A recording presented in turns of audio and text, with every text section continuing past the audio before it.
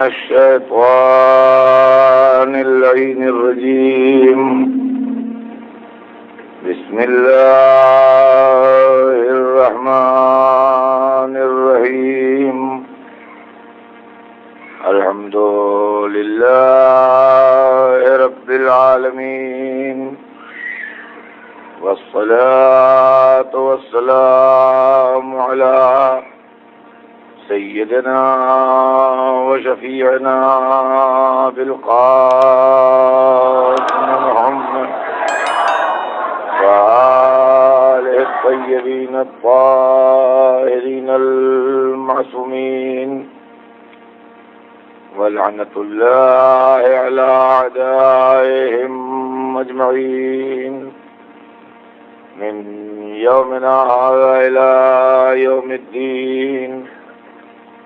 أما بعد، فقد قال الله سبحانه تبارك وتعالى في كتابه المبين، وهو أصدق الصادقين: اهدنا الصراط المستقيم. صلوات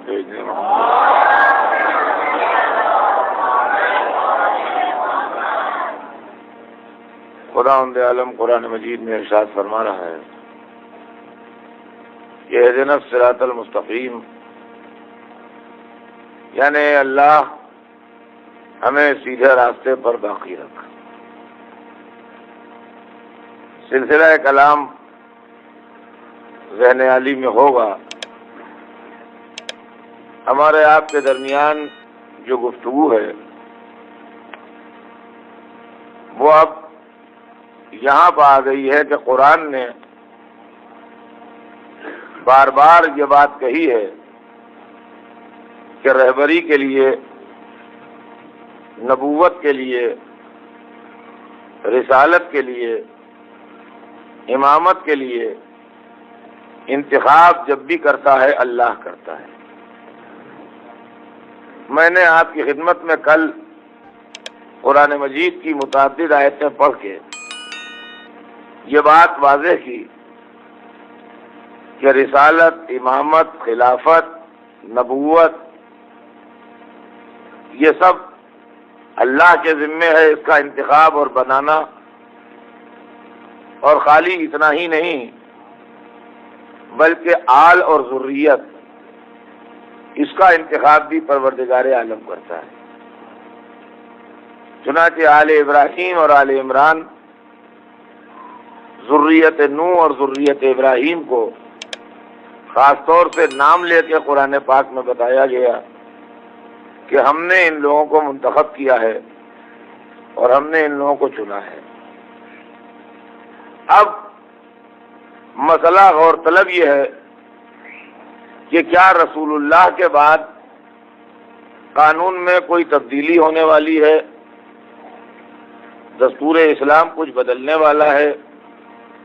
مذہب کا پرانا ڈرہ اور پرانا قاعدہ جو مذہب کا ہے، جس بنیاد کے اوپر آدم سے لے کے حضور سرور کائنات تک کا انتخاب ہوا ہے، کیا خدا اپنے آخری رسول کے بعد اپنے اس اصول کو بدل دے گا اور کیا کوئی نئی تبدیلی آئے گی اسلام کے اندر؟ یہ بات غور طلب ہے. تو اسلام نے یہ کہہ کے تبدیلی کے دروازے بند کر دیے کہ لن تجد لسنت اللہ تبدیلا، اللہ کے دستور میں تم کبھی کوئی تبدیلی نہیں پاؤ گے. اللہ کے اصول میں، اللہ کے دستور میں تبدیلی نہیں ہوتی. قانون ہمارے یہاں بنتے ہیں اور بدل دیے جاتے ہیں. اس کے اندر کبھی کچھ اضافہ ہوتا ہے، کبھی امینڈمنٹ ہوتا ہے، کبھی کوئی قانون تھوڑے دنوں نافذ کر کے اس کو ختم کر دیا جاتا ہے. ایسا کیوں ہوتا ہے یہ بھی سن لیجیے. قانون بناتے وقت بعض فقہوں اور بعض پہلوؤں کے اوپر قانون سازوں کی نظر نہیں ہوتی، یا اس کے امپلیمنٹیشن کے بعد کیا حالات پیدا ہوں گے یہ پورے طریقے سے بات واضح نہیں ہوتی. کبھی کبھی ایسا ہوتا ہے کہ اس کے اندر کوئی فلاح سمجھ میں آتا ہے، کوئی کمزوری دکھائی دیتی ہے. کبھی ایسا ہوتا ہے کہ اس کا رد عمل خطرناک صورت اختیار کر جاتا ہے. کبھی ایسا ہوتا ہے کہ عوام اس کو نہیں قبول کرتے ہیں، ریئیکٹ کرنے لگتے ہیں اور ہنگامہ خیزی پیدا ہوتی ہے۔ نتیجہ یہ ہوتا ہے کہ انسان اپنے بنائے ہوئے قانون کو بدل دیتا ہے۔ دنیا کے ہر ملک میں، دنیا کے ہر دستور میں قانون بدلے جاتے ہیں، اور یہ کوئی تعجب کی بات ہے، نہ حیرت کی بات ہے، نہ نئی بات ہے، کوئی ایسی بات نہیں۔ لیکن اسی لیے بدلے جاتے ہیں کہ ہمیں کل کو یہ نہیں معلوم تھا کہ ہمارے قانون کی ان لفظوں سے مجرم یہ فائدہ اٹھا لے گا، لہذا ہم نے بعد میں دستور میں ترمیم کر کے اس کا اضافہ کر دیا۔ ہمیں یہ نہیں معلوم تھا کہ جب ہم یہ قانون نافذ کریں گے تو عوام پر اس کا یہ رد عمل ہوگا، لہذا ہم نے تھوڑی سی تبدیلی کر دی اس کے اندر تاکہ وہ خطرناک رد عمل جو ہے وہ رک جائے۔ تو چونکہ ہمارا علم محدود ہوتا ہے اور آنے والے کل کا علم ہمیں نہیں ہوتا ہے، اس لیے ہم اپنے قانون کو تبدیل کر دیتے ہیں۔ اللہ کا علم محیط ہے اور صبح قیامت تک اس کا علم احاطہ کیے ہوئے ہے، لہذا جو قانون اس نے بنایا اب اس کے اندر کوئی تبدیلی نہیں ہوگی۔ اعلان کر دیا لن تجد لسنت اللہ تبدیلا، اللہ کے قانون میں کوئی تبدیلی نہیں ہوگی۔ تو جب اللہ کے قانون میں کوئی تبدیلی نہیں ہوگی تو جس اصول کے اوپر آدم بنے ہیں اسی اصول کے اوپر قیامت تک بنتے چلے جائیں گے۔ بہت آہستہ آہستہ ٹھنڈے دل سے معاملے کو غور کرتے چلیے۔ جس اصول کے اوپر انتخاب آدم ہوا ہے اسی اصول کے اوپر انتخاب ہوتا چلا جائے گا، اور پھر قرآن کہتا ہے کہ انتخاب نوح کا بھی وہی اصول تھا، انتخاب جناب ابراہیم اور جناب موسیٰ اور عیسیٰ علیہ السلام کا بھی وہی اصول تھا، اور انتخاب سرور کائنات کا بھی وہی اصول تھا۔ تو اب یہ تو قرآن میں کوئی اسپیشل آیت ہو کہ ہم نے آئندہ سے اپنے حبیب کے بعد اصول بدل دیا ہے، اور مسلمانوں وہ حق جو ہمارے پاس تھا وہ ہم نے تمہیں دے دیا ہے۔ اور اگر ایسا نہیں ہوا ہے تو اسی اصول کے اوپر اللہ بنائے گا۔ اللہ کہے کے لیے بنائے گا اور کسے بنائے گا؟ رسالت تمام ہو رہی ہے تو اب کیا دین کو بغیر رہبر کے چھوڑا جائے گا یا کوئی رہبر ہونا چاہیے؟ مسلمانوں کے پاس ہمیں کافر کہنے کی سب سے مضبوط دلیل یہ ہے کہ یہ اس لیے کافر ہیں کہ ان کے یہاں عقیدہ امامت ہے۔ دیکھیے آپ ان کی بھی سن لیجئے، سنیے سب کی، چاہے جس پر بھی عمل کیجئے، لیکن سنیے اپنے مخالف کی بھی اور بڑے ٹھنڈے دل سے سنیے۔ انہوں نے کہا شیعہ اس لیے کافر و بے دین ہیں، اسلام سے خارج کیے جانے کے لائق ہیں کہ یہ امامت کو مانتے ہیں۔ کیونکہ ہمارے پاس عقیدہ امامت ہے اس لیے وہ کہتے ہیں کہ ہم کافر ہیں۔ اور امامت کی تعریف وہ یہ کرتے ہیں کہ یہ نبوت میں ایکسٹینشن ہے، اور چونکہ یہ ختم نبوت کے قائل نہیں ہیں لہذا یہ اسی بنیاد پر کافر ہیں جس بنیاد پر قادیانی اور بہائی کافر ہیں۔ یہ ہے ساری گفتگو کا خلاصہ۔ میں یہ چاہتا ہوں کہ ہمارے بچوں کے ذہن سے یہ بات نکل جائے اور وہ ذہنی طور پر اس کے واسطے تیار ہو جائیں کہ کیا ہم امام کو مان کے کافر ہو جاتے ہیں یا ہمارے ایمان و عقیدے میں امام کو مان کے تقویت آتی ہے۔ یہ مسئلہ غور طلب ہے، اس کو ٹھنڈے دل سے سن لیجیے۔ امامت کا عقیدہ کیا ہمارے واسطے سبب تقویت ایمان ہے، سبب تقویت یقین ہے، یا امامت کا عقیدہ ہمارے لیے سبب کفر و الحاد و گمراہی ہے؟ اصول دین میں تقلید نہیں ہے، یہ سب کو معلوم ہے۔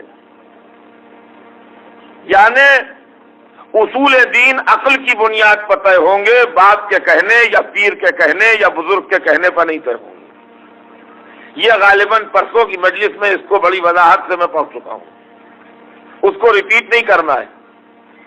اصول دین عقل کی بنیاد پر طے ہوں گے، تو ہم نے توحید کو عقل کی بنیاد پر مانا کہ اللہ ہونا چاہیے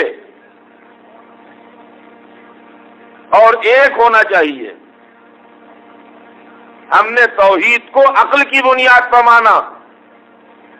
اس میرے بیان کے حصے کو توجہ سنیے گا۔ ہم نے توحید کو عقل کی بنیاد پر مانا۔ عقل نے ہماری کہا کہ خالق کو ہونا چاہیے، اور وہ لوگ جو یہ کہتے ہیں کہ مادہ خالق ہے، میٹر سے بن گئی یہ دنیا اور آپ بھی میٹر سے بن گئے، تو میں ایک بات کہوں گا جس کو آپ سوچیے اور اپنے بچوں کو جب سمجھ میں آ جائے تو سمجھائیے۔ بالکل سمپل بات ہے اور ہر ایک کی سمجھ میں آئے گی انشاءاللہ۔ 1,00,000 مائنس مل کے 1 پلس نہیں بنا پائیں گے۔ 1,00,000 نہیں مل کے 1 خاں کی تخلیق نہیں کر پائے گی۔ 1,000 دروازوں پر جا کے سوال کیا، کسی نے 1 پیسہ نہ دیا، تو 1,000 دروازوں پر جانے والے کی جیب میں جب ہر دروازے سے نہیں جواب میں ملی تو شام تک 1 پیسہ نہیں نکلے گا، اس لیے کہ 1,000 نہیں جو ہے وہ جواب میں 1 درہم نہیں کریٹ کر دیں گی۔ اور میام نے 1 کروڑ مائنس 1 پلس نہیں بنا پائیں گے۔ اگر ہم یہ مان لیں کہ ہم کو میٹر نے خلق کیا ہے تو میٹر میں شعور نہیں ہے، عقل نہیں ہے۔ آپ میرا اسٹیچو بنا لیں اتنا پرفیکٹ کہ سڑک پر کھڑا کر دیجئے ادھر صاحب کا اسٹیچو تو آنے جانے والے مومنین سلام کریں اور مسافر کے لیے ہاتھ اٹھائیں۔ یہ تو آپ کر سکتے ہیں کہ اتنا پکا اور صحیح اسٹیچو بنا لیں کہ دیکھنے والے سمجھے کہ سچ مچ اثر صاحب کھڑے ہیں، سلام علیکم، کہ جواب نہیں دے رہے بھائی اصلی والے نہیں ہیں، یہ اسٹیچو ہے۔ تو میرے اسٹیچو تو 100 بنا سکتے ہیں آپ، لیکن اس کے اندر میرے دماغ کی صلاحیت نہیں لا سکتے۔ بس وہ لوگ جو کہتے ہیں کہ میٹر نے انسان کی تخلیق کی، صرف ایک سوال کا جواب دیں کہ میٹر بے شعور ہے، یہ بے شعور میٹر مل کے باشعور انسان کہاں سے بنا لیں گے؟ اس کا جواب تو دیجیے۔ اب آپ اس کا جواب سوچتے جائیے، آپ کا دماغ خود ہی اللہ کو ثابت کر دے گا۔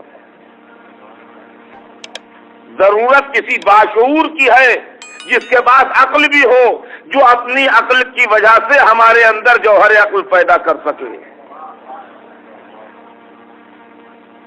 تو ہم نے عقل سے اللہ کو مانا ہے، عدل کو ہم نے عقل سے مانا، اس لیے کہ اگر اللہ عادل نہیں ہوگا تو ہمارے روزے نماز اعمال خیر کی کوئی سیکورٹی نہیں ہے۔ ہر چیز کی سیکورٹی چاہیے آپ کو، جاب کی سیکورٹی چاہیے، بینک میں پیسہ رکھتے ہیں تو سیکورٹی چاہیے، کہیں انویسٹمنٹ کرتے ہیں تو سیکورٹی چاہیے۔ اگر سیکورٹی نہیں ہے تو کوئی چیز نہیں دنیا میں، اگر سیکورٹی نہیں تو کوئی چیز نہیں۔ مجھے دبئی بلایا جن لوگوں نے، مجھے ان پر اعتماد ہونا ضروری ہے، ایسا نہ ہو کہ ایئرپورٹ سے کہتے واپس جائیے ہم ویزا نہیں دیتے آپ، تو ہم خواہ کے لیے دبئی تک آن کے چلے جائیں گے۔ تو سیکورٹی اطمینان ہونا چاہیے اس پارٹی پر جو بلا رہی ہے کہ جب ہم جائیں گے تو ہمیں ویزا ملے گا، جب ہم جائیں گے تو ہمیں رہنے کی جگہ ملے گی، جب ہم جائیں گے تو ہمیں مجلس پڑھنے کا چانس دیا جائے گا۔ جس نے بلایا ہے وہ اپنا وعدہ پورا کرے گا۔ اور اگر ایسا معاملہ ہو کہ ہم ایئرپورٹ پر آئیں اور ویزا کچھ نہیں، ٹیلی فون کیا، نمبر ملایا، فلاں صاحب ہیں، ان کا وہ تو 4 دن پہلے یورپ چلے گئے، وہ یہاں کہاں؟ سب مجلسیں کچھ بھی نہیں ہو رہی ہیں یہاں، تو صاحب دوسرے سال کون ذاکر آئے گا؟ آپ انصاف سے بتائیے، دوسرے سال ایسی پارٹی میں کون ذاکر آئے گا پڑھنے کے لیے جہاں معلوم ہوا کہ اثر صاحب تو گئے تھے، وہاں یہ حرکت ہو گئی، ان کے ساتھ بیچارے واپس آ گئے۔ سیکورٹی چاہیے۔ تو جو ہم نماز روزہ کرتے ہیں تو اگر اللہ عادل نہیں ہوگا تو اس کی سیکورٹی کیا ہے؟ جو خیرات کرتے ہیں اس کی سیکورٹی کیا ہے؟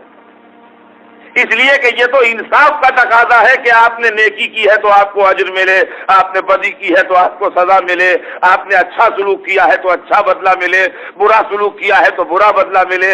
اور اگر وہ عادل ہی نہیں ہے تو زندگی بھر عبادت کر کے جائیے، صاحب کا موڈ خراب تھا جب پہنچے، ان کا ڈال دو جہنم میں سے۔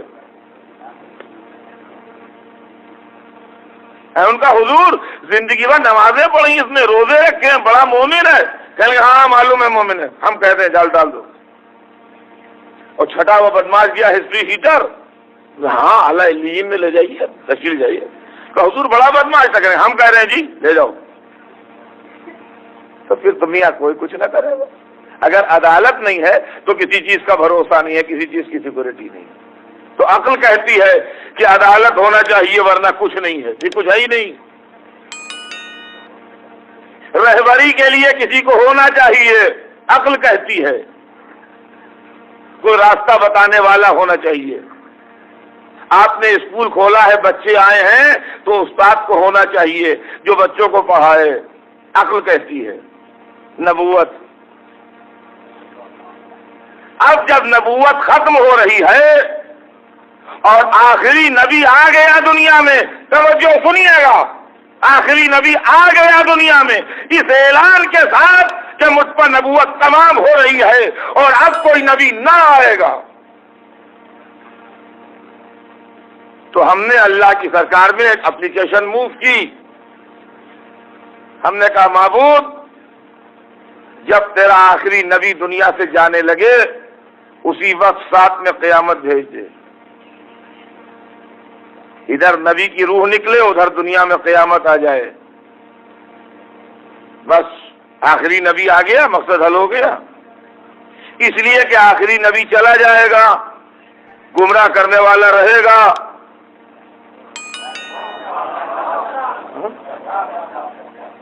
لہذا جیسے ہی آخری نبی جانے لگے، جیسے ہی تیرا سیکورٹی کا انتظام ختم ہو، ویسے ہی دنیا بھی ختم کر دے۔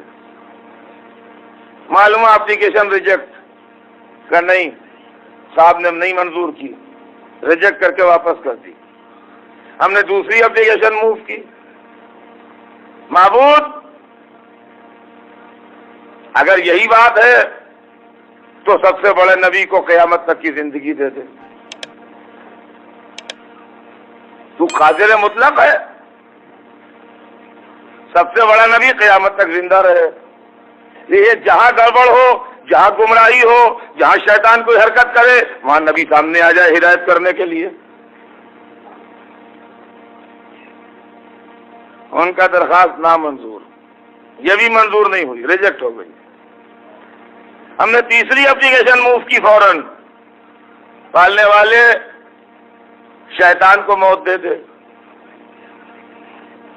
اپنے بڑے نبی کی زندگی ہی میں شیطان کو موت دے دے کہ دنیا میں برائی کے جراثیم رہے ہی نہیں۔ بہت سی بیماریاں ایسی ہیں جو دنیا سے غائب ہو گئی ہیں۔ پلیگ کی بیماری بڑی خطرناک تھی، دنیا سے غائب ہو گئی۔ اب اگر اس کا ویکسین نہیں ہے دبئی میں یا انڈیا میں یا پاکستان میں تو کوئی حرج ہی نہیں ہے، بیماری نہیں ہے، بیماری نہیں ہے وہ دنیا میں، تو ویکسین کی کیا ضرورت؟ لہذا شیطان ہی نہ رہے، گمراہی کے جراثیم ہی نہ رہے، سب اپنے نیک و اہل رہیں، اپنے وقت پر نماز، وقت پر روزہ، ایمانداری، جس کی امانت لی اسے واپس کی، جو بولا سچ بولا، جس نے بات کہی حق بات کہی، کوئی گڑبڑ کرنے والا ہے ہی نہیں، کوئی برائی ہے ہی نہیں اس کا، سب اپنے کام ٹھیک ٹھاک چل رہا ہے دنیا کے اندر ایمانداری اور نیکی کے ساتھ۔ ان کا نو، یہ بھی اپلیکیشن ریجیکٹ۔ اب آپ سوچئے عقل کیا کہتی ہے، پوزیشن کیا آ گئی۔ رسول رہے گا نہیں، شیطان رہے گا، قیامت تک ہمیں جانا ہے۔ اب جو رسول کے بعد رسول آ رہا تھا اور بیچ میں آ کے بہکا دیتا تھا، جب اطمینان ہو جائے گا کہ اب کوئی رسول نہیں آنے والا ہے تو کتنے اطمینان سے آ کے لوٹے گا۔ تو معبود پھر ایک بات کہے، ویسے تو رب ہے، جہاں سے چاہے بھیج دے، لیکن اگر یہ سب ہماری درخواستیں ریجیکٹ کر دیں تو اب اگر ہم بہک جائیں تو پھر ہم سے سوال نہ کرنا، پھر ہمیں عذاب نہ کرنا، پھر ہم سے پوچھنا نہیں جھوٹ کیوں بولے، نماز کیوں چھوڑی، حج کو کیوں نہیں گئے، فلاں کام گڑبڑ کیوں کیا تم نے۔ اس لیے کہ بہکانے والا ہے اور بچانے والا نہیں ہے، تو اگر ہم بہک گئے تو اس میں ہماری خطا نہیں، تیری خطا ہے کہ تو نے انتظام نہیں کیا۔ ہے بات کہ نہیں؟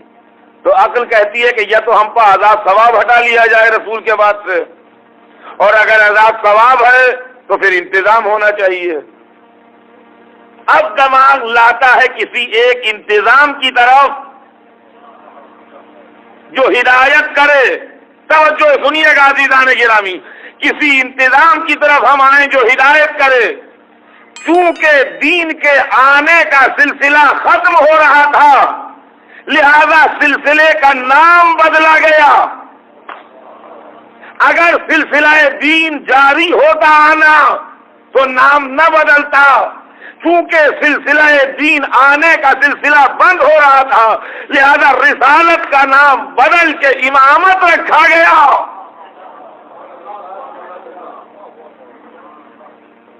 امامت کا کام کیا ہے؟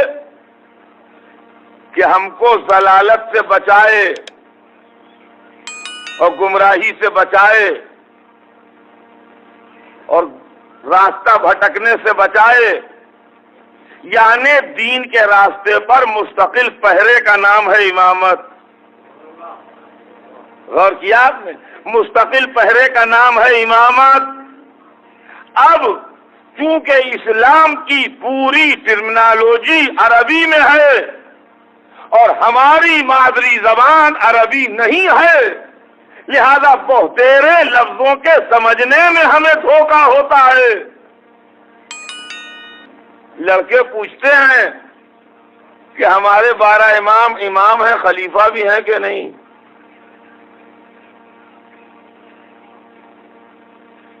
اور جب جھگڑا ہوتا ہے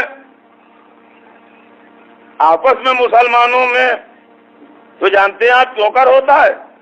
تمہارے امام ہمارے خلیفہ، یوں ہوتا ہے جھگڑا۔ یہ محض مسلمانوں کی جہالت اور زبان نہ جاننے کا چکر ہے، اس لیے کہ ایک ہی آدمی امام بھی ہے خلیفہ بھی ہے۔ امام کہتے ہیں رہنمائی کرنے والے کو، خلیفہ رسول کا مطلب ہے رسول کے بعد آنے والا۔ تو ایک ہی آدمی رسول کے رشتے سے خلیفہ ہے، عوام کے رشتے سے امام ہے۔ جب خدا یا رسول لفظ استعمال کریں گے تو خلیفہ کے ساتھ، جب ہم کہیں گے تو امام کے ساتھ۔ ان کا ایک ہی آدمی کیسے ہوگا؟ ایک ہی آدمی ایسے ہوگا جیسے ایک ہی آدمی باپ بھی ہے بیٹا بھی ہے۔ جب بیٹے کے سامنے آئے تو باپ ہے، اور جب اپنے باپ کے سامنے جائے تو بیٹا ہے۔ اب یہ صاحب ایک بات کہیے، یا باپ ہے یا بیٹا ہے؟ تو آپ کہتے ہیں باپ بھی ہے بیٹا بھی ہے۔ بھائی جب اپنے باپ کے سامنے گیا تو بیٹا ہے، اور جب اپنے بیٹے کے سامنے آیا تو باپ ہے۔ ایک ہی آدمی خلیفہ بھی ہے امام بھی ہے۔ جب رسول و خدا کے سامنے گیا تو خلیفہ ہے، جب عوام کے سامنے آیا تو امام ہے۔ اسی لیے ہم اپنے اماموں کو خلیفہ نہیں کہتے، اس لیے کہ خلیفہ تو ان کو یا خدا کہے یا رسول کہے، ہمارے تو امام ہیں۔ صلوات بھیج دیں محمد۔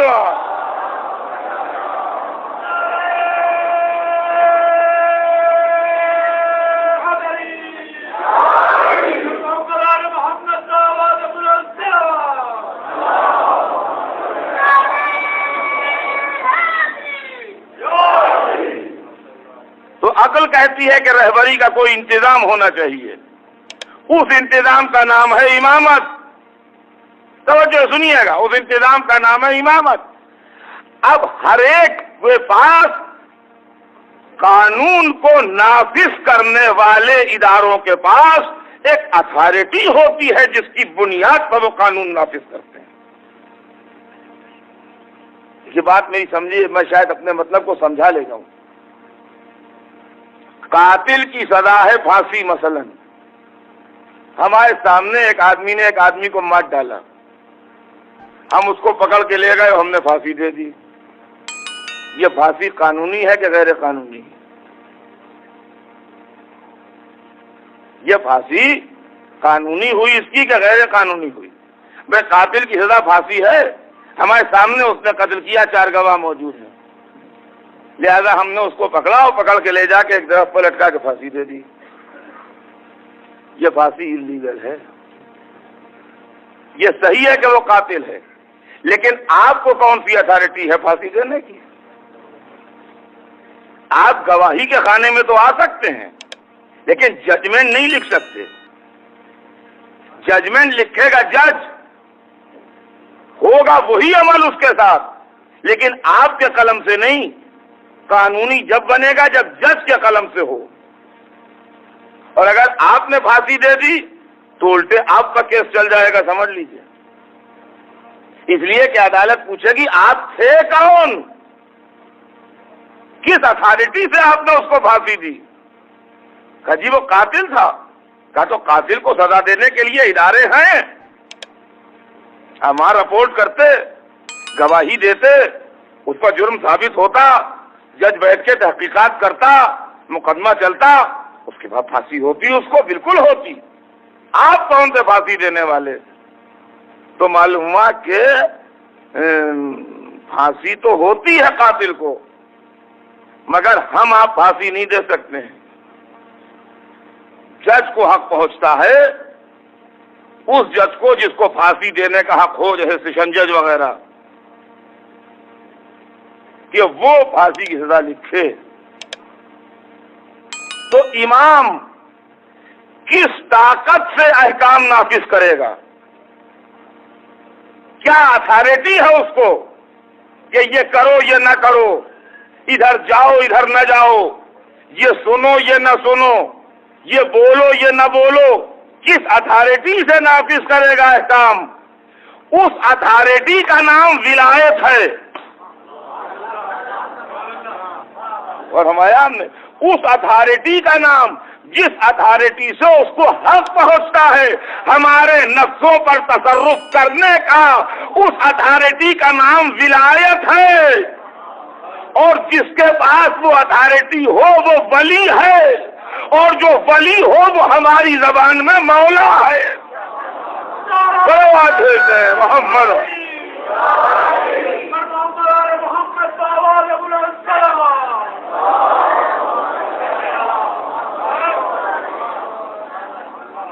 کل وقت تمام ہو رہا تھا، اس لیے بات ناتمام رہی تھی اور آج کا وعدہ تھا۔ تو اب سنیے ہمارے پاس ولایت کا کیا تصور ہے۔ ہمارے پاس جو تصور ولایت ہے وہ قول رسول کے مطابق ہے۔ قول رسول کیا ہے؟ اللہ مولایا، خدا میرا مولا۔ کون کہہ رہا ہے؟ حضور سرور کائنات کہہ رہے ہیں کہ خدا میرا مولا، یعنی خدا کو رسول کی جان، رسول کے مال، رسول کے ارادے، رسول کی نیت، رسول کی فکر، سب پر حق حاصل ہے۔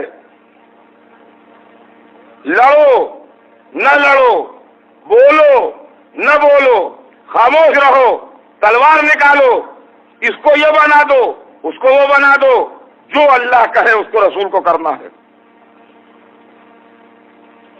اللہ مولایا، خدا میرا مولا، وَأَنَا، اور میں، سب مسلمان ہی مسلمان بیٹھے تھے، اور ہر ایک کے 3 اسٹار لگے تھے۔ یہ سمجھ لیجیے رینک ان کا دیکھیے گا، ہر ایک کے 3 اسٹار لگے تھے، جتنے تھے سب صحابی، جتنے تھے سب مسلمان، جتنے تھے سب حاجی۔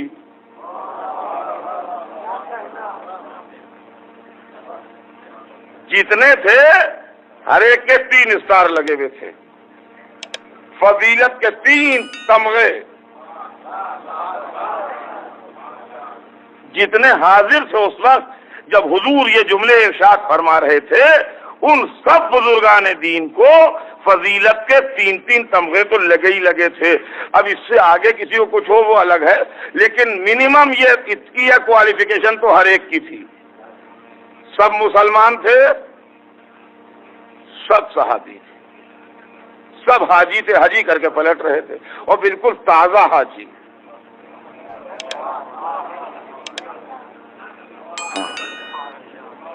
تازہ حاجی، ہاں یہ ہے، ابھی حج کر کے پلٹ رہے ہیں۔ اور کیسے حاجی؟ حضور کے ساتھ حج کیے تھے، ایسے ویسے حاجی بھی نہیں، جن کے امیر الحاج یا سید و سردار، یہ جو بھی کہہ لیجئے، خود سرور کائنات، ان کے مجمع میں حضور بول رہے ہیں، کیا فرماتے ہیں؟ اللہ مولایا، خدا میرا مولا، وَأَنَا، ہاں میں سمجھتا ہوں حضور کو یہ نہیں کہنا چاہیے تھا۔ میں تھوڑی سی عربی پڑھے میں ہوں، بول نہیں پاتا بالکل، مگر سمجھ لیتا ہوں ذرا سی، پڑھا تھی کبھی بہت پہلے کبھی پڑھی تھی، زیادہ تک تو بھول گیا، لیکن کچھ تھوڑی بہت ابھی بھولی بسری یادیں ہیں۔ ہمارے خیال میں اس جملے کو یوں ہونا چاہیے تھا کہ اللہ مولایا وانا مولاکم، اللہ میرا مولا، میں تم سب کا مولا۔ یہ نقطہ کیوں نہیں غور کیا؟ اللہ مولایا، اور ہونا یہ چاہیے تھا کہ وانا مولاکم، اللہ میرا مولا، میں تم سب کا مولا۔ اے حضور یہ کہیے کہ اللہ میرا مولا، میں تم سب کا مولا۔ اب اس کو ہم کیا کریں کہ رسول یہ نہیں کہتے، کہتے ہیں اللہ مولایا، اللہ میرا مولا، وانا مولا المومنین، میں مومنوں کا مولا۔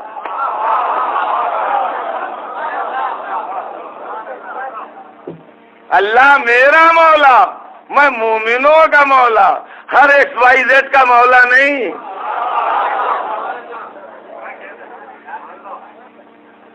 دیکھیے سامنے کی بات ہے، بالکل سمپل بات ہے۔ میں اتنی عربی آپ تو مجھ سے زیادہ جانتے ہیں، آپ لوگ تو بولتے ہیں، میرے ساتھ تو پرابلم ہے ذرا، لیکن یہ کہ اللہ مولایا وانا مولاکم، ٹھیک ہے نا عربی کا جملہ؟ اللہ میرا مولا، میں تم سب کا مولا، یہ نہیں کہتے اللہ مولایا، اللہ میرا مولا، وانا مولا المومنین، اور میں مومنوں کا مولا۔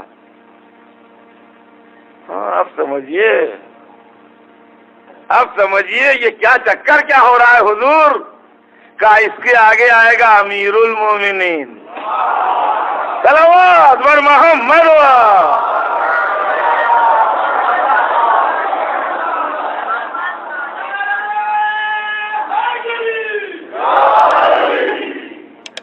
اللہ مولایا، خدا میرا مولا، وانا مولا المومنین، میں مومنوں کا مولا، میں مومنوں کا مولا، ہر ایک کا نہیں، مومنوں کا مولا۔ من کنتو مولا ہو، جس کا میں مولا، یہ نہیں کہا کہ تم سب کا میں مولا، جس کا میں مولا، فہذا علی مولا، اس کے یہ علی مولا۔ اب جھگڑا نہ کیجئے، فلاں نہیں مانتا، فلاں نہیں مانتا، اے جو محمد کو مانے گا وہی تو مانے گا، ورنہ پر محمد۔ محمد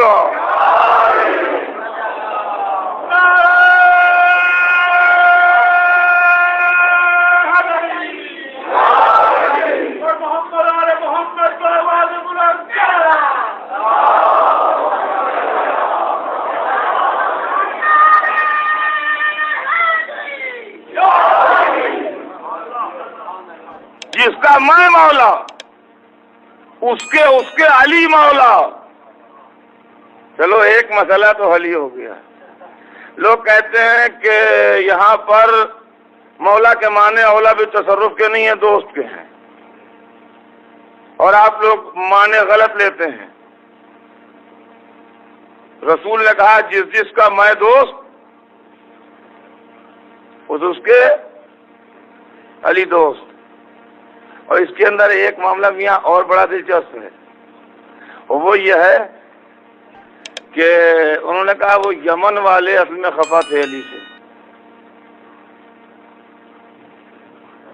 تو ان کو بتانے کے لیے رسول نے یہ حدیث کہی تھی تاکہ وہ علی سے خفا نہ رہیں، اور وہاں سے غدیر خم سے قافلے الگ الگ ہو رہے تھے، لہذا یمن والوں کو سمجھانے کے لیے یہ حدیث کہی گئی۔ ایک تو کچھ ہماری جغرافیہ کمزور ہے، ہمیں سمجھ میں یہ نہیں آتا کہ یمن کا قافلہ غدیر کدھر آئے گا۔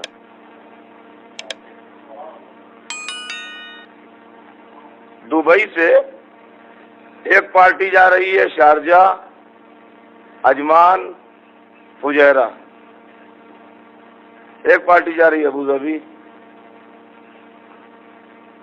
تو کیسے ساتھ جائے گی عجمان تک یہ پارٹی جو ابوظہبی جا رہی ہے؟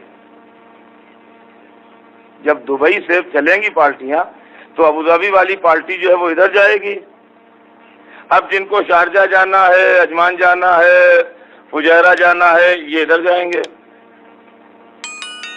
تو سوال یہ ہے کہ جغرافیہ کے حساب سے دیکھیے یمن والے ساتھ تھے بھی کہ نہیں۔ ہماری جغرافیہ ذرا کمزور ہے، ہماری سبجیکٹ نہیں رہا ہے، لیکن ذرا میپ ویپ لے کے دیکھیے کہ یمن والے جو ہیں یہ جوفے کے آگے تک غدیر تک ساتھ جائیں گے بھی رسول کے، یا راستے ہی سے کٹ جائیں گے؟ یہ یمن والے جو ہیں ایسا تو نہیں ہے کہ یہ مکے سے ازری کے ادھر نکل جائیں کنارے کنارے دریا کے۔ یہ یمن والے جو ہیں ایسا تو نہیں ہے کہ یہ ادھری کنارے کنارے دریا کے نکل جائیں اور یہ ادھر مدینے کی طرف سے ہو کہ یمن کا کون سا راستہ جاتا ہے، یہ ہمیں ذرا سمجھا دیجئے۔ خیر یہ ایک الگ سبجیکٹ ہے، لیکن یہ کہ ہم زیادہ جھگڑالو آدمی نہیں ہیں، وہ وہی بات ہوگی جو آپ کہہ رہے ہیں، یعنی وہ جس کا میں دوست اس کے علی دوست، یہی ہوگا، مولا نہیں ہوگا۔ تب بھی بہت بڑی فضیلت ہے میرے مولا علی کی، اس لیے کہ جب کوئی بڑا آدمی دنیا سے اٹھ جاتا ہے تو اس کی ملاقات کے دعوے دار سینکڑوں پیدا ہو جاتے ہیں۔ کیا سوسائٹی میں آپ نے ایسے آدمی نہیں دیکھے ہیں جو ایک زبان میں 15 بڑے آدمیوں کا نام لے کے اپنے تعلقات بتاتے ہیں؟ اور اگر کہیں وہ بڑے آدمی مرحوم ہو چکے ہیں، دنیا میں نہیں ہیں، تب تو نہ پوچھیے فلاں پرائم منسٹر، ارے کیا بتاؤں مجھ سے کتنے تعلقات تھے بھائی، میرے بغیر ان کو چین ہی نہیں آتا، ہر تیسرے چوتھے ٹیلی فون آتا تھا۔ اور خطوط وہ تو کہیے میں عادت نہیں خط رکھنے کی، ورنہ میں آپ کو دکھاتا کیا کیا خط لکھے میرے نام۔ اس لیے کہ آپ مرحوم تردید کرنے تو آئیں گے نہیں۔ فلاں ملک کے پرائم منسٹر، ارے کیا کیا آدمی تھے، ارے ہاں ہمارے بچپن کے دوست تھے۔ فلاں جگہ کے صدر، ارے بھائی ہم وہ ساتھ کے پڑھے ہوئے تھے۔ فلاں جگہ کے بادشاہ، وہ کیا بتائیں عجیب و غریب آدمی تھا صاحب، وہ تو اس میں بالکل ریاست کی خوبی نہیں تھی، وہ تو ساتھ بیٹھ جاتا تھا ایسے ہمارے ساتھ۔ اس لیے کہ اب جو مر گیا تب تو بالکل معاملہ صاف ہے، کون کہے گا نہیں۔ تو ایسے لوگ سوسائٹی میں ہوتے ہیں جو محض سماج میں اونچے ہونے کے لیے بڑے بڑے آدمیوں سے اپنی دوستی کے افسانے سنایا کرتے ہیں۔ اچھا ہم بھی سن لیا کرتے ہیں، ہم بھی سن لیا کرتے ہیں، ٹھیک ہے، اگر اس بہانے آپ خوش ہوتے ہیں خوش ہو لیجیے، ہمیں کیا جاتا ہے، کیا ہے ہماری جیب سے، ہمیں دینا کیا پڑ رہا ہے اس کے ٹیکس میں، ٹھیک ہے بھائی بہت عمدہ ہے۔ لیکن ساری دنیا میں کہیں کے بادشاہ کے آپ دوست ہوئیے، کہیں کے صدر کے دوست ہوئیے، کہیں کے وزیر اعظم کے دوست ہوئیے، کہیں کا بزنس کنگ ہو کوئی اس کے دوست ہوئیے، آپ کیا لینا دینا ہمیں۔ لیکن جو رسول کا دوست ہو اس کو ایک فضیلت ملتی ہے، فضیلت کا نام ہے صحابیت۔ صحابیت کے نتیجے میں اسلام میں بولنے کا حق ملتا ہے اسے، روایت حدیث کا حق پہنچتا ہے اس کو، معاملات میں دخل دینے کا حق پہنچتا ہے اس کو، جس کا میں دوست اس کے علی دوست، اس لیے ہر ایک کے دعوی صحابیت کو مان نہ لینا، جو علی کا دوست ہے وہ صحابی ہے، جو علی کا دوست نہیں ہے وہ صحابی نہیں ہے، دعویٰ کرنا محمد۔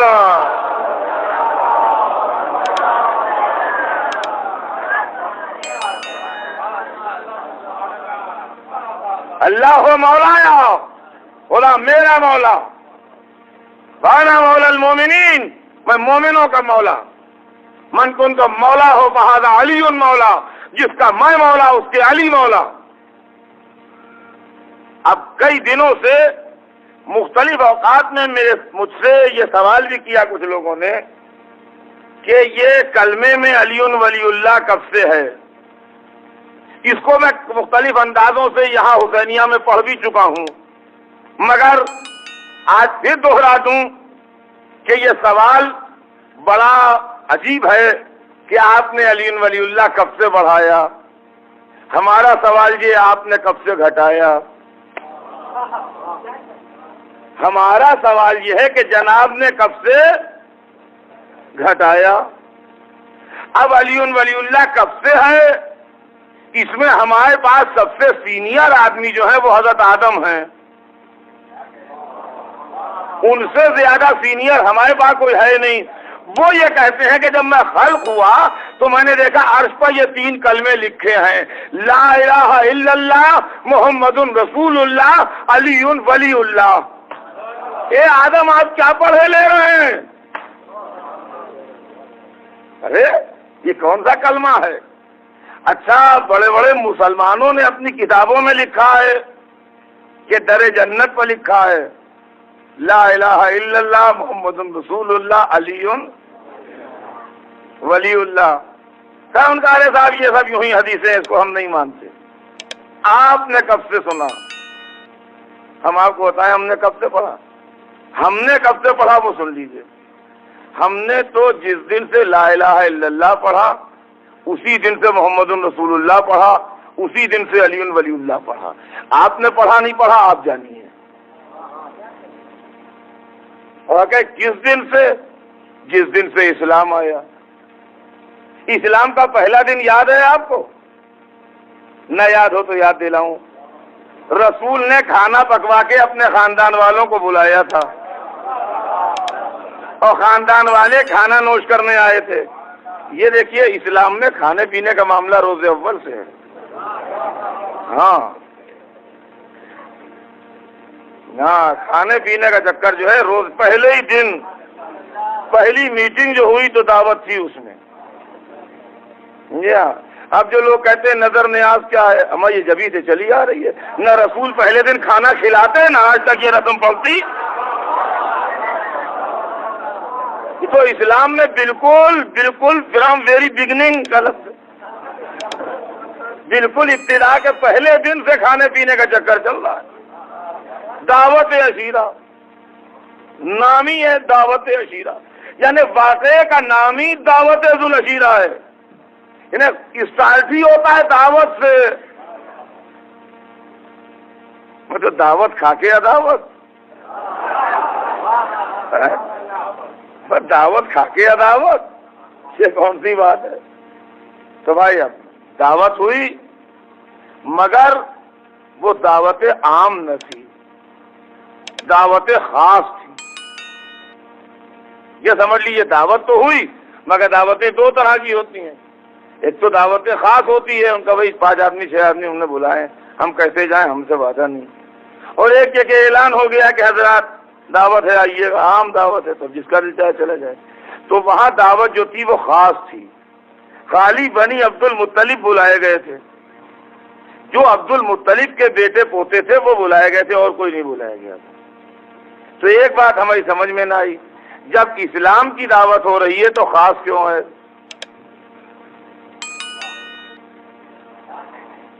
یہ جواب آپ کے ذمے ہے، یہ جواب ہم نہ دیں گے کہ جب اسلام کی دعوت ہو رہی ہے تو خاندان سے کیا مطلب، یہ تو عام ہونا چاہیے۔ اس کا مطلب یہ ہے کوئی رشتہ خاندان سے ہے۔ خالی بنی عبد المطلب بلائے گئے، اچھا انویٹیشن کارڈ قرآن میں ہے، مشکل یہ ہے حدیث ودیث کا معاملہ نہیں ہے جو گھپلا کر لیں۔ وَأَنذِرْ عَشِيرَتَكَ الْأَقْرَبِينَ، اپنے خاندان میں جو نیئرسٹ ہیں، یہ الف سے اقرب ہے، عین سے نہیں ہے، ہاں سمجھ لیجیے۔ اقرب الف قاف رے بے، اقرب سپرلیٹو لکھی، قریب کا سپرلیٹو ہے اقرب، الف سے جب لکھا جائے، سب سے قریب نیئرسٹ، جو آپ کے سب سے قریب لوگ ہوں انہیں بلائیے۔ ہے بزرگان اسلام ہمیں دکھائی نہ دی ہے اس میں، عجب بات ہے۔ قریب والے بلائے گئے جو سب سے قریب تھے، خیر آئے صاحب قریب والے۔ ہم دیکھیے، میں آپ کو نہیں کہتا، میں اپنے کو کہہ رہا ہوں، آپ کو نہیں کہہ رہا ہوں، میں اپنے کو کہہ رہا ہوں۔ یعنی میں ہوں مرزا محمد اطہر، سید محمد اطہر نہیں ہوں، میں ہوں مرزا محمد اطہر، پورا نام ہے میرا مرزا محمد اطہر، تو میں سید نہیں ہوں۔ تو سید نہیں ہوں تو بنی عبد المطلب میں ہوں نہیں، تو میرے پاس انویٹیشن تھا نہیں، تو میں گیا بھی نہیں، میں نے وہاں نہیں کھایا کچھ، یہ سمجھ لیجیے، میں نے اس دعوت میں روٹی نہیں کھائی، مگر تاریخ کے موقع سے جھانک رہا تھا میں۔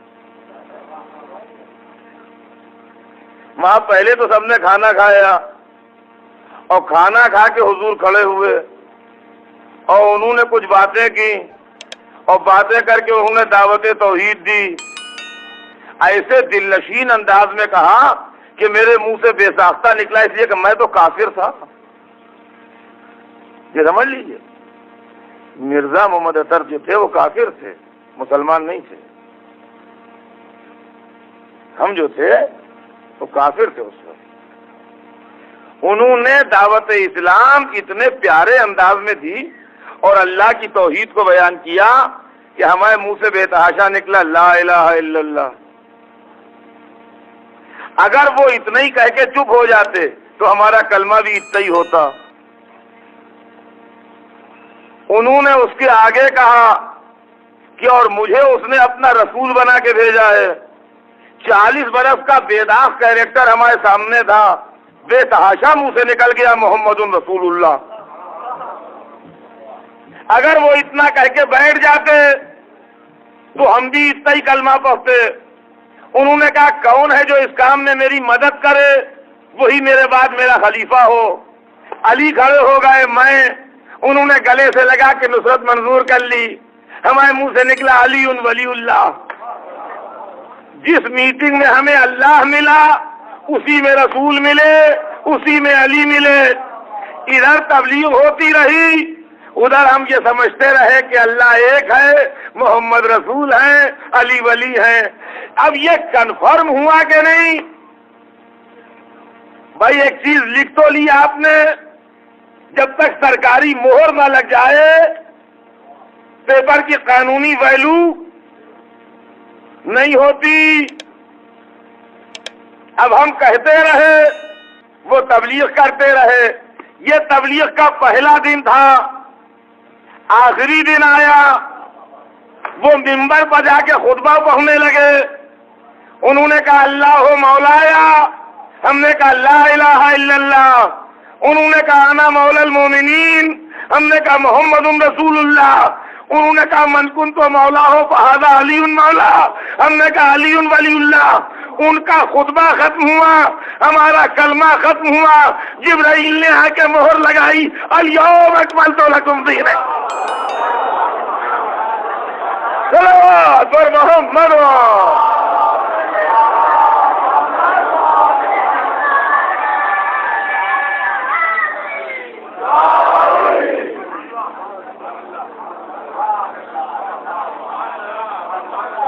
اب سمجھے آپ، ادھر ان کا اسلام مکمل ہوا، مشن جو رسول بن کے آئے تھے اتنا بڑا مشن لے کے، وہ اللہ نے اس کے اوپر مہر لگائی۔ کمپلیٹ ہو گیا. ادھر ہمارا کلمہ پاس ہو گیا, مہر لگ گئی. جی اب یہ کہ لوگ پڑھتے کیوں نہیں؟ لوگوں سے پوچھیے, ہم سے کیا مطلب. بہت تیرے لوگ لا الہ الا اللہ ہی نہیں کہتے تھے, اس کے ہم ذمہ دار ہیں.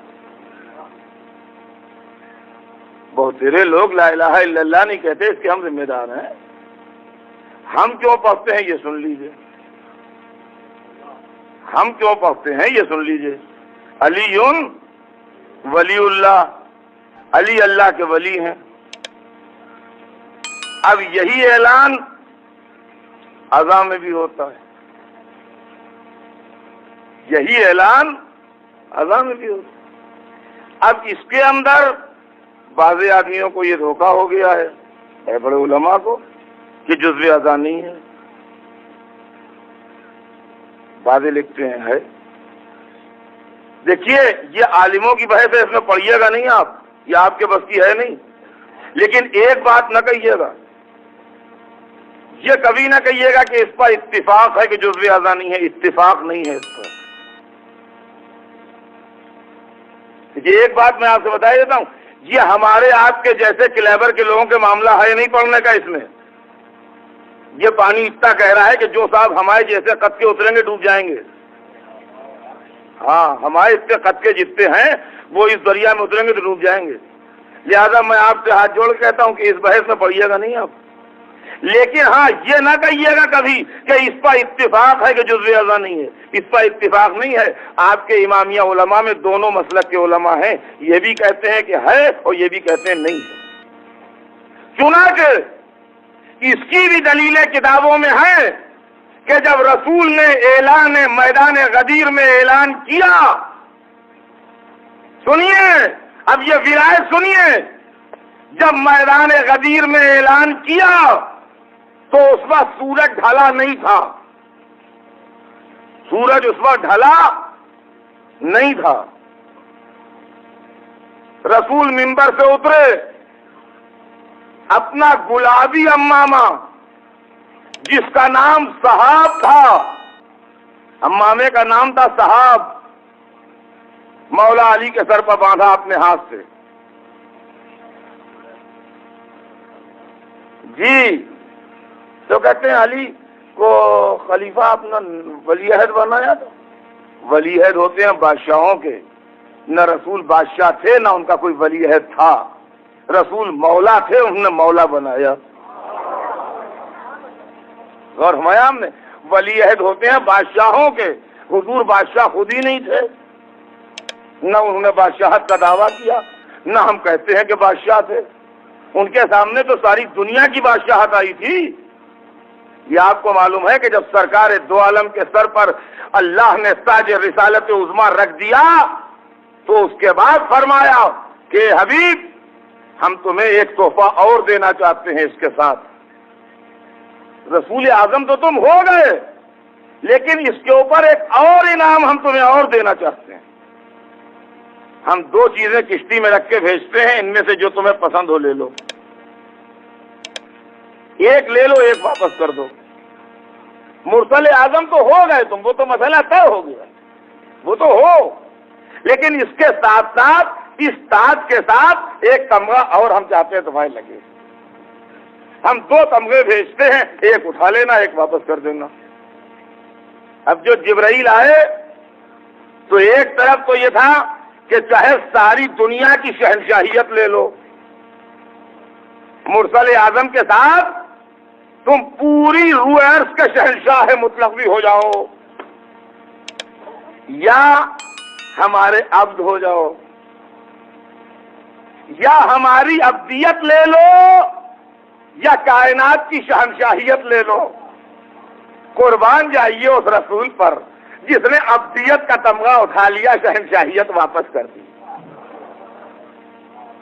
نتیجہ یہ ہے کہ آج جب حضور کا نام لیا جاتا ہے تو کیوں کر لیا جاتا ہے نماز میں, وَأَشْهَدُ أَنَّ مُحَمَّدًا عَبْدُهُ وَرَسُولُهُ. یہ وہ عبدیت ہے جس کا ذکر رسالت سے پہلے آتا. جی یہ نہیں کوئی کہتا کہ واشہد ان محمدن ملکہ و رسولہ یا ملک العالم و رسولہ، یہ نہیں کہا جاتا۔ بادشاہ جہان اور رسول ہے نہ، واشہد ان محمدن عبدہ و رسولہ، اللہ کے عبد ہیں اور اس کے رسول۔ تو حضور نے تو عبدیت مانگی، شہنشاہیت مانگی نہیں، تو ولیعہد کہاں سے ہوتا؟ ہاں ولایت میں تھی رسول کے پاس، ولایت دی، ولایت تھی، ولایت دی،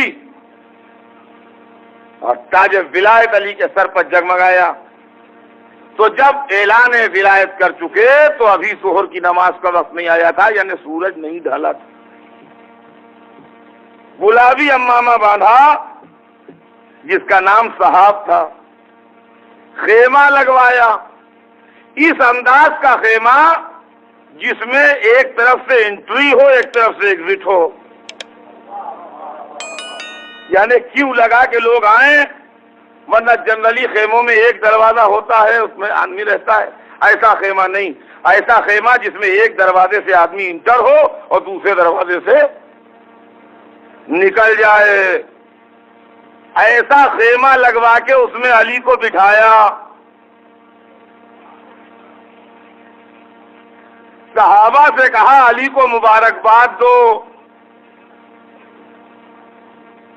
بڑے بڑے صحابہ آئے مبارکباد دے،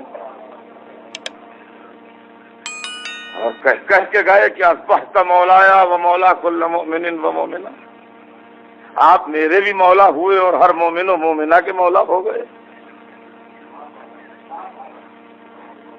ہاں کہ نہ جانے کیوں اپنے کو مومن و مومنہ سے الگ کیے لے رہے ہیں۔ اللہ کیا چکر ہے، کیا لینگویج ہے، ہم تو جانتے نہیں تھے عربی۔ خیر یہ عربی دان لوگ جانے، ہم سے نہیں مطلب۔ لیکن یہ چنانچہ تاریخ یہ لکھتی ہے کہ اتنی دیر مبارکباد کا سلسلہ جاری رہا، یہ بھی سن لیجئے، اتنی دیر مبارکباد اور بیعت کا سلسلہ جاری رہا کہ حضور نے میدان غدیر میں نماز ظہر و عصر ملا کے پڑھی۔ اب یہ بھی سن لیجئے کہ ملا کے کیوں پڑھتے ہیں، یہ بھی سیرت و سنت رسول ہی ہے، بدعت نہیں ہے۔ ملا کے پڑھی، اور جب اذان ہوئی تو یہ اذان ابو ذر نے دی، جب اذان ہوئی تو یہ اذان ابو ذر نے دی، یہ میں اگلے سال بھی پڑھ چکا ہوں حدیث۔ جب اذان ہوئی تو یہ اذان ابو ذر نے دی، اور اس اذان میں کہا اشہد ان علی ولی اللہ۔ اب سمجھے آپ، جو آپ کہتے ہیں رسول کے پیریڈ میں ہوئی اذان میں علی ولی اللہ کے نہیں، جو غدیر میں تھے انہوں نے سنی، جو سو رہے تھے، اما جنہیں رسول کا کہا نہ یاد رہا، ابو ذر کی اذان کیا یاد رہتی؟ صلوات بر محمد۔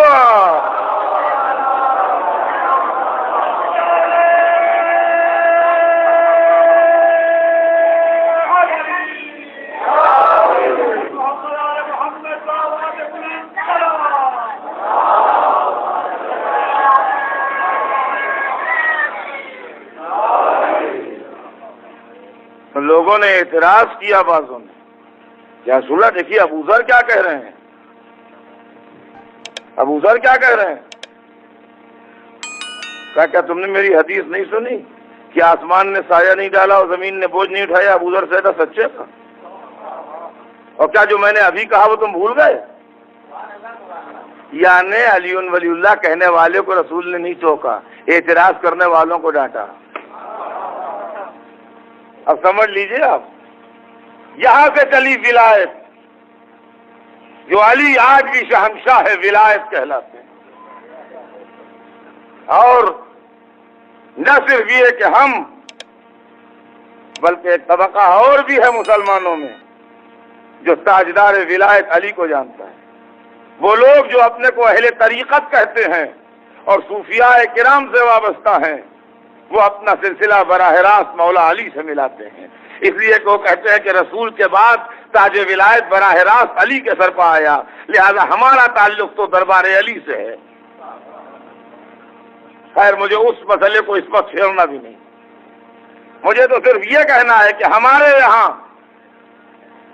یہاں ولایت ہے جس کی اتھارٹی کے اوپر امام حکم دیتا ہے۔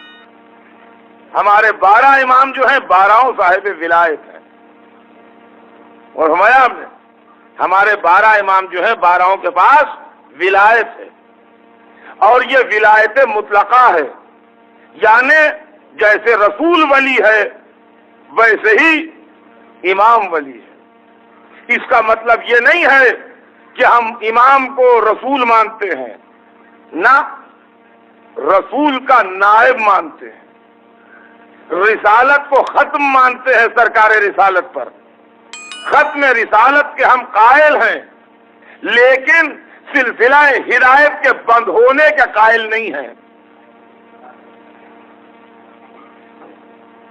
اور اگر، بس آخری جملہ آج کا، اگر شرط صحت اسلام یہ بھی ہے کہ سلسلہ ہدایت کے بند ہونے کے بھی قائل ہو، تو پہلے سرکار بزرگان اسلام کی مذہبی حیثیت کو ختم کریں، پھر ہم سے بات کریں۔ جی بس اب انشاءاللہ کل آگے بڑھے گی بات، اور کل مجھے ایک بڑا امپارٹنٹ موضوع سنانا ہے، اس لیے میں آج ہی سے اس کا اعلان کر دوں کہ ایک بڑا سنجیدہ سا سبجیکٹ ہے جو بہت کم ہماری مجلسوں میں پڑھا جاتا ہے۔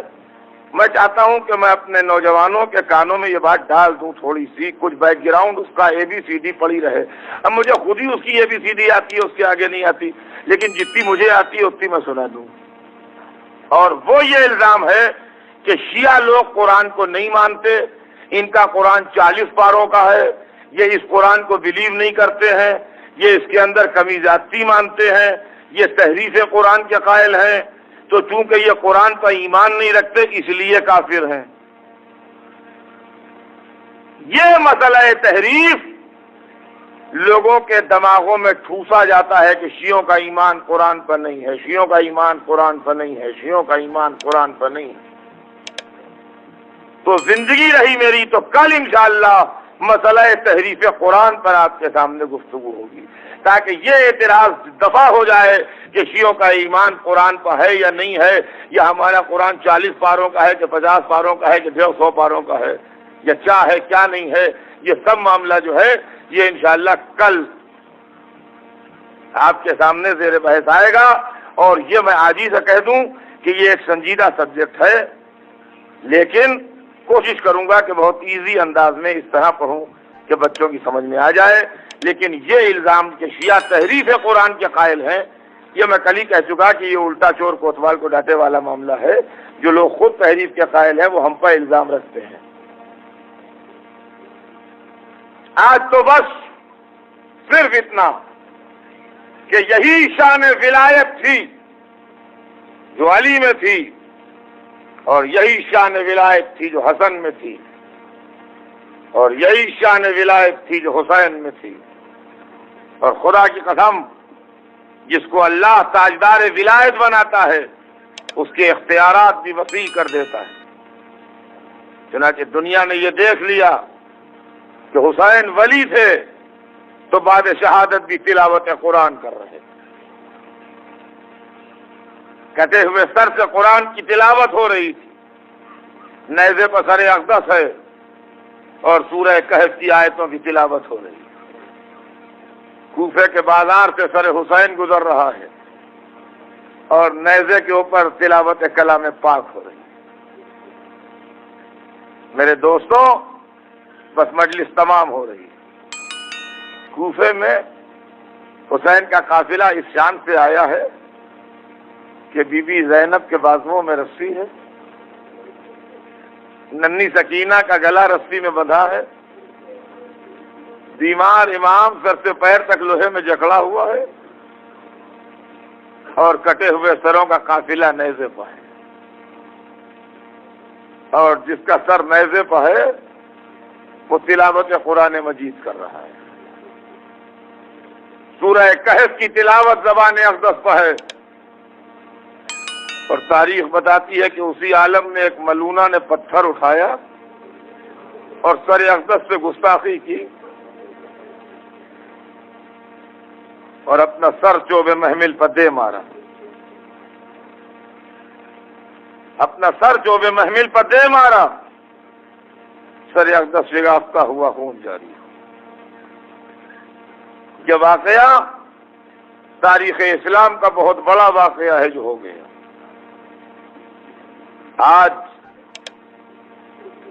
آج سے قریب 70 برس پہلے یا 75 برس پہلے ہمارے ایک مرجع تقلید گزرے ہیں، آیت اللہ نائنی تابصرہ، بہت بڑے عالم مرجع تقلید۔ ان سے کچھ لوگوں نے مسئلہ پوچھا کہ زنجیر کا ماتم جائز ہے کہ ناجائز؟ بہت سیدھا جواب لکھا کہ غم حسین میں جائز ہے۔ اس کے بعد دوسرا سوال کیا گیا کہ لوگ قمع لگا لیتے ہیں، سر شگافتہ ہوتا ہے، یہ عمل جائز ہے کہ ناجائز؟ لکھا غم حسین میں اگر ہے تو جائز ہے، اور اس کے بعد دلیل دی کہ شہزادی زینب نے سر اپنا چوب محمل پر دے مارا، اگر یہ عمل ناجائز ہوتا تو زینب نہ کرتی، اور اگر معاذ اللہ آپ یہ کہیں کہ وہ امام نہ تھیں، ان کا عمل حجت کیسے ہے؟ تو چوتھے امام دیکھ رہے تھے اس عمل کو، بحیثیت امام وقت ان کا فرض تھا کہ وہ منع کرتے کہ ہوفی یہ نہ کیتے۔ اس فتوے کو ہمارے پاس رکھا ہوا ہے، یہاں دبئی میں تو نہیں ہے لیکن لکھنؤ میں ہے، جس کو دیکھنا ہو ہم دکھا سکتے ہیں۔